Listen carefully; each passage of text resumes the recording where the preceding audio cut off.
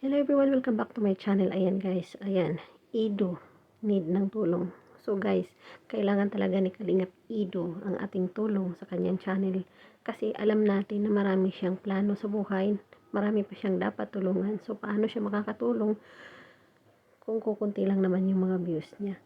So guys, ayan, tapos puso pa akong nakikiusap. Ayan, kung gaano natin minahal at pinapanood ang IDC, sana ganun din ang ibibigay nating suporta kay Kalingap Ido. Kasi si Kalingap Ido ay isa sa mga stress reliever naming mga OFW, lalong-lalo na sa IDC. Pero mas kailangan din ni Kalingap Ido na ng mga suporta sa kanyang mga followers.